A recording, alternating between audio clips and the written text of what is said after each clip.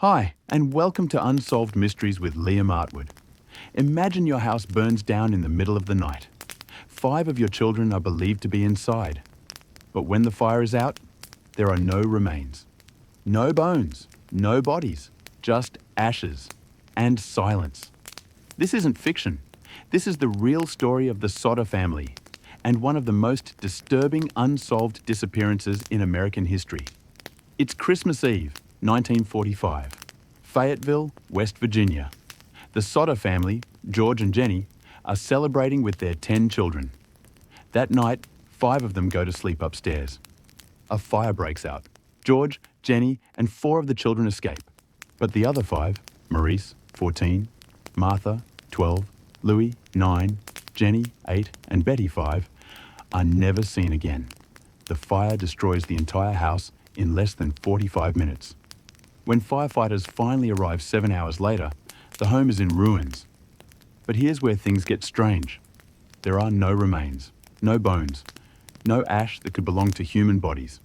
Experts would later testify that even in the hottest house fires, bones and fragments should remain.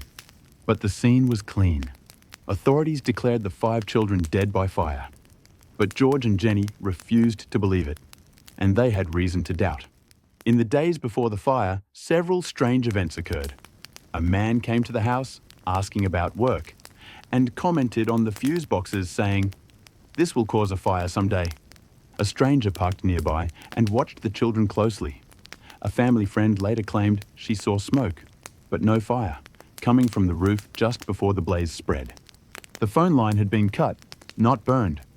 The ladder George always kept by the house was missing. And during the fire, George tried to start his truck to reach the second floor, but both trucks suddenly wouldn't start.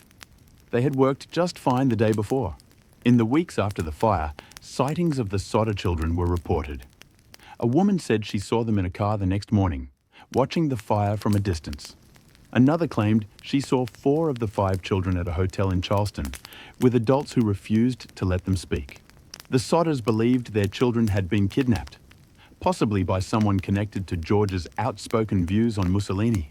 George, an Italian immigrant, had angered members of the local community by speaking harshly against fascism.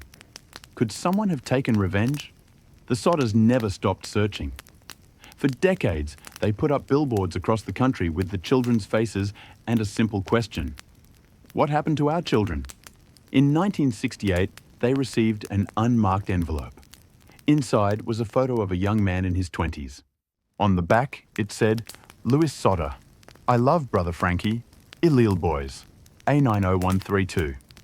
They believed it was their missing son, but no one could trace the letter.